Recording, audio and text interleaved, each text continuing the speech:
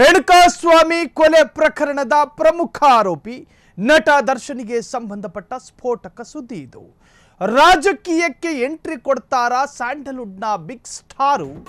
ನಟನೆಗೂ ಸೈ, ರಾಜಕೀಯಕ್ಕೂ ಸೈ ಅಂತಾರ ಆ ನಟ. ಇದು ರೇಣುಕಾಸ್ವಾಮಿ ಕೊಲೆ ಪ್ರಕರಣದ ಪ್ರಮುಖ ಆರೋಪಿಯಾಗಿದ್ದ ನಟ ದರ್ಶನ್ಗೆ ಸಂಬಂಧಪಟ್ಟ ಸ್ಟೋರಿ. ಪೊಲಿಟಿಕಲ್ ಎಂಟ್ರಿ ಪಡೆದುಕೊಳ್ತಾರ ಕರಿಯ. ಕೆಲವೇ ವರ್ಷಗಳಲ್ಲಿ ಆ ಪಕ್ಷಕ್ಕೆ ಗಜ ಬಲ ಬರುತ್ತಾ? ಗಜ ಕೇಸರಿ ಯೋಗ ಯಾರ ಪಾಲಾಗುತ್ತೆ? ರಾಜಕೀಯಕ್ಕೆ ಎಂಟ್ರಿ ಕೊಡ್ತಾರಾ ಸ್ಯಾಂಡಲ್ವುಡ್ನ ಬಿಗ್ ಸ್ಟಾರ್.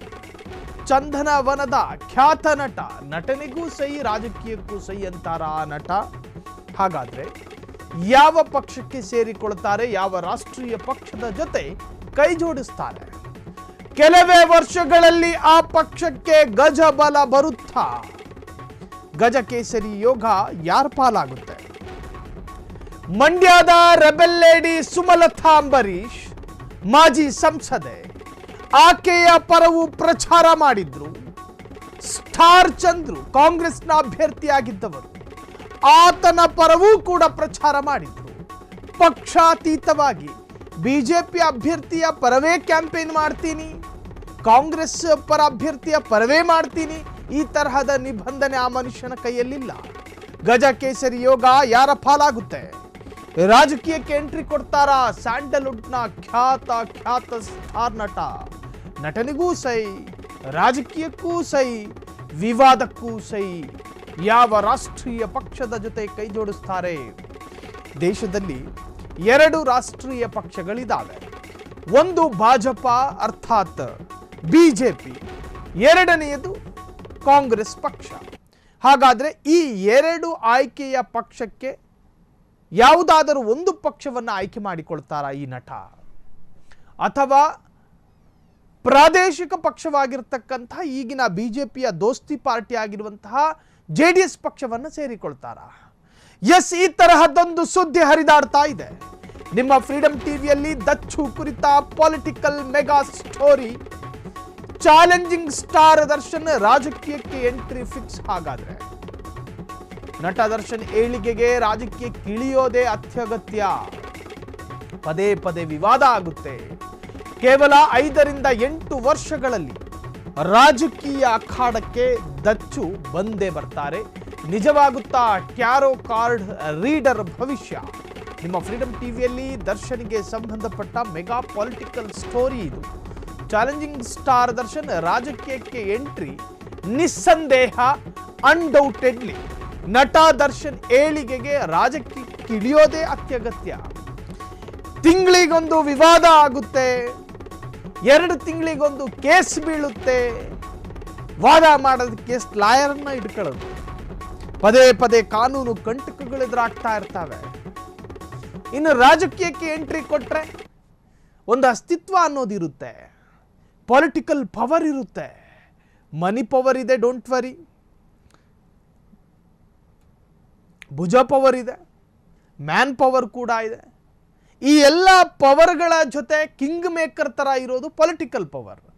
ಪೊಲಿಟಿಕಲ್ ಪವರ್ ಇದ್ರೆ ಏನು ಬೇಕಾದರೂ ಸಾಧಿಸಬಹುದು ಅನ್ನುವಂತಹದ್ದು ನಟ ದರ್ಶನ್ಗೆ ಚೆನ್ನಾಗಿಯೇ ಗೊತ್ತು. ರಾಜಕೀಯ ಶಕ್ತಿ ಹೊಂದಿದ್ರೆ ಅದರಲ್ಲೂ ಕೂಡ ಕರ್ನಾಟಕದ ರಾಜಕಾರಣದಲ್ಲಿ ಎಂತಹ ಪ್ರಭಾವವನ್ನು ಕೂಡ ಮಾಡಿ ಮುಗಿಸಬಹುದು, ಅದು ದರ್ಶನ್ಗೆ ಗೊತ್ತಿರತಕ್ಕಂತಹ ಸತ್ಯ. ಹಾಗಾದರೆ ಯಾವ ರಾಷ್ಟ್ರೀಯ ಪಕ್ಷದ ಜೊತೆ ಕೈ ಜೋಡಿಸ್ತಾರೆ ಎನ್ನುವಂತಹದ್ದೇ ಈಗಿನ ಕುತೂಹಲ. ಸೊ ನಿಮ್ಮ ಫ್ರೀಡಂ ಟಿವಿಯಲ್ಲಿ ದರ್ಶನ್ಗೆ ಸಂಬಂಧಪಟ್ಟಂಥ ಒಂದು ಪೊಲಿಟಿಕಲ್ ಸ್ಟೋರಿ ಇದು. ಚಾಲೆಂಜಿಂಗ್ ಸ್ಟಾರ್ ದರ್ಶನ್ ರಾಜಕೀಯಕ್ಕೆ ಎಂಟ್ರಿ ಆಗೋದು ನಿಸ್ಸಂದೇಹ. ನಟ ದರ್ಶನ್ ಏಳಿಗೆಗೆ ರಾಜಕೀಯಕ್ಕೆ ಇಳಿಯೋದೊಂದೇ ಅನಿವಾರ್ಯ. ಕೇವಲ 5 ರಿಂದ 8 ವರ್ಷಗಳಲ್ಲಿ ರಾಜಕೀಯ ಅಖಾಡಕ್ಕೆ ದಚ್ಚು ಬರ್ತಾರೆ. ಹಾಗಾದರೆ ಟ್ಯಾರೋ ಕಾರ್ಡ್ ರೀಡರ್ ಭವಿಷ್ಯ ನುಡಿದಿರೋದು ಸತ್ಯ ಆಗುತ್ತಾ? ಎಸ್, ಈ ಬಗ್ಗೆ ಒಂದಷ್ಟು ಅಪ್ಡೇಟ್ಗಳನ್ನ ಗಮನಿಸೋದಾದ್ರೆ ಬಿಜೆಪಿ ಪಕ್ಷದಿಂದಲೇ ರಾಜಕೀಯಕ್ಕೆ ಎಂಟ್ರಿ ಕೊಡ್ತಾರಂತೆ ಡಿ ಬಾಸು. ಜೀವನದ ಏರುಪೇರು ಸರಿಪಡಿಸಿಕೊಳ್ಳುವುದಕ್ಕೆ ರಾಜಕೀಯಕ್ಕೆ ಎಂಟ್ರಿ. 53 ಅಥವಾ 56ನೇ ವರ್ಷದಲ್ಲಿ ರಾಜಕೀಯ ಜೀವನ ಶುರುವಾಗುತ್ತಂತೆ. ಮಹಿಳೆಯೊಬ್ಬರ ಸಹಾಯದಿಂದ ರಾಜಕೀಯಕ್ಕೆ ಬರುತ್ತಾರಂತೆ. ದರ್ಶನ್ ಚುನಾವಣೆಯಲ್ಲಿ 100% ಗೆಲ್ಲುತ್ತಾರೆ. ನೋಡುವುದಕ್ಕೆ ಮಾತ್ರ ದರ್ಶನ್ ರಫ್, ಆದರೆ ಸ್ವಭಾವ ಮೃದು. ನಿಮ್ಮ ರಫ್ಫು ನಿಮ್ಮ ಮೃದು ಹಿಡ್ಕೊಂಡೇನು ಮತದಾರರು ಉಪ್ಪಿನಕಾಯಿನ ಹಾಕ್ತಾರೆ?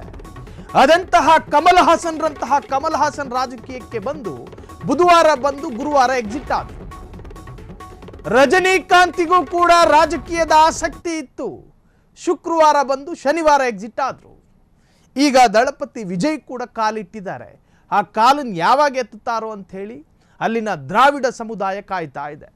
ಅಂಥದ್ರಲ್ಲಿ ಸಿನಿಮಾದಲ್ಲಿ ನಟಿಸುವಷ್ಟು ಈಸಿ ಅಲ್ಲ ರಾಜಕೀಯ ಅನ್ನೋದು. ರಾಜಕೀಯ ಅನ್ನೋದು ಮತದಾರರ ನಾಡಿ ಮಿಡಿತ ಗೊತ್ತಿರಬೇಕು.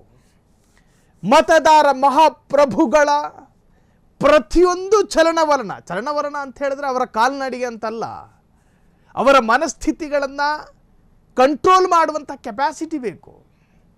ವಿಮರ್ಶೆಗಳು ಎದುರಾಗ್ತವೆ, ಹೊಗಳಿಕೆಗಳು ಬರ್ತಾವೆ, ಪ್ರಶಂಸೆಗಳು ಬರ್ತಾವೆ, ಟೀಕಾ ಪ್ರಹಾರಗಳು ವ್ಯಕ್ತವಾಗುತ್ತೆ. ಇದನ್ನೆಲ್ಲ ತಡೆದು ನಿಲ್ಲುವ ಶಕ್ತಿ ಈ ಮನುಷ್ಯನ ದೇಹಕ್ಕಿದೆಯಾ? ಒಂದೆರಡು ಖಾರವಾದ ಪ್ರತಿಕ್ರಿಯೆ ಬಂದ ತಕ್ಷಣ ವಿವಾದಾತ್ಮಕವಾಗಿ ರಿಯಾಕ್ಟ್ ಮಾಡೋ ಗುಣ ರಾಜಕೀಯದಲ್ಲಾಗೋದೇ ಇಲ್ಲ.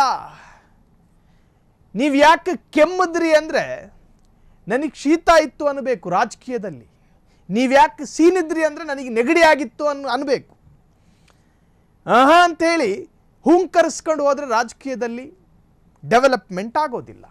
ಸೊ ಇದು ಯಾಕೆ ಹೇಳ್ತಾ ಇದ್ದೀವಿ ಅಂತ ಹೇಳಿದ್ರೆ, ಸಾಕಷ್ಟು ಸಿನಿಮಾ ನಟರು ನಾವು ರಾಜಕೀಯದಲ್ಲಿ ಅದೇನೋ ಮಾಡ್ತೀವಿ ಅಂತ ಹೇಳಿ ಬಂದ ದಾರಿಗೆ ಸುಂಕ ಇಲ್ಲ ಅನ್ನೋ ಹಾಗೆ ಅದೇ ದಾರಿಯಿಂದ ಹೊರಟೋದ ಚರಿತ್ರೆಗಳೇ ಅನೇಕ. ಹಾಗಾಗಿ ನಟ ದರ್ಶನ್ ರಾಜಕೀಯ ಎಂಟ್ರಿಯಲ್ಲಿ ಇದೇ ತರಹದ ಉದಾಹರಣೆಗಳು ವ್ಯಕ್ತವಾಗಬಹುದಾ ಎನ್ನುವಂಥ ಚರ್ಚೆಗಳು ಈಗ ಸಾಮಾಜಿಕ ಜಾಲತಾಣದಲ್ಲಿ ಶುರುವಾಗಿದೆ. ನಟ ದರ್ಶನ್ ನಟನೆಯಲ್ಲಿ ಸೂಪರ್ ಸ್ಟಾರು, ಅದರಲ್ಲಿ ಸಂದೇಹ ಬೇಡ. ಸೌಂದರ್ಯದಲ್ಲೂ ಕೂಡ ಆ ಮನುಷ್ಯನನ್ನು ಮೀರಿಸುವಂತಹ ನಟ ಈ ಚಂದನವನದಲ್ಲಿ ಇನ್ನೂ ಯಾರೂ ಬಂದಿಲ್ಲ. ಅದೆಲ್ಲವೂ ಓಕೆ. ಆದರೆ ರಾಜಕೀಯದಲ್ಲಿ ಗ್ರೋತ್ ಪಡೆದುಕೊಳ್ತಾರಾ? ರಾಜಕೀಯವೇ ಬೇರೆ, ಸಿನಿಮಾ ರಂಗವೇ ಬೇರೆ. ಎರಡಾಗಿದೆ. ಎರಡೂ ಒಂದಲ್ಲ, ಎರಡು. ಅದರ ಸಿದ್ಧಾಂತವೂ ಬೇರೆ, ಅದರ ರೂಪವೂ ಬೇರೆ, ಎಲ್ಲವೂ ಬೇರೆ. ಸಿನಿಮಾದಲ್ಲಿ ಹೊಂದಿಕೊಂಡಂತೆ ರಾಜಕೀಯದಲ್ಲಿ ದರ್ಶನ್ಗೆ ಹೊಂದಿಕೊಳ್ಳೋದಕ್ಕೆ ಸಾಧ್ಯನಾ? ಇದು ಪ್ರಶ್ನೆ.